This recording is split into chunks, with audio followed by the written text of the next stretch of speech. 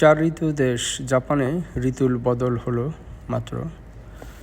আসছে মৌসুমে নতুন শাকসবজি উঠবে বাজারে।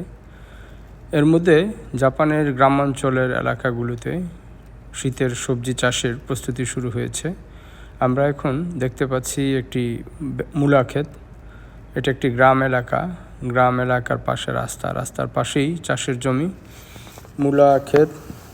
মূলার পাশাপাশি এখানে বাঁধাকপি এবং পালং শাকের বীজ ফেলা হয়েছে। চারাগুলো বেশ কিছুটা বড় হয়েছে। এখানে ফুলকপির কিছু অংশ দেখা যাচ্ছে। মূলত মসজিদে যাচ্ছিলাম বাসা থেকে বেশ খানিকটা দূরে, 8-9 কিলো দূরে। সাইকেলে মসজিদে যাচ্ছিলাম, তো পথে শীতের সবজি চাষ দেখে অনেকটা বাংলাদেশের মতো মনে হলো।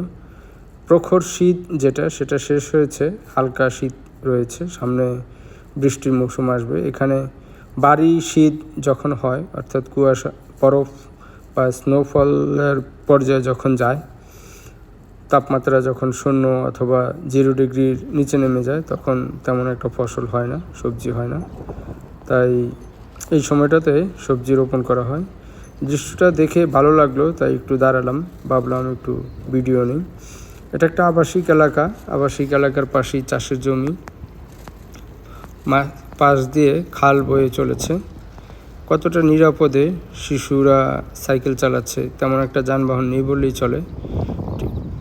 আবাসিক এলাকার পাশ দিয়ে এই মেঠো পথ, তার পাশেই চাষের জমিগুলো, বিভিন্ন ধরনের ফুল ফল সবজিতে পরিপূর্ণ। এই সময়টা হাঁটতেও ভালো লাগছিল, ফলে বড় রাস্তা রেখে পাশ দিয়ে যাচ্ছিলাম। খেলার মাঠ পাশেই, যদিও খেলার মৌসুম এখন শুরু হয়নি তেমন একটা। প্রখর শীত শেষ হয়েছে মাত্র।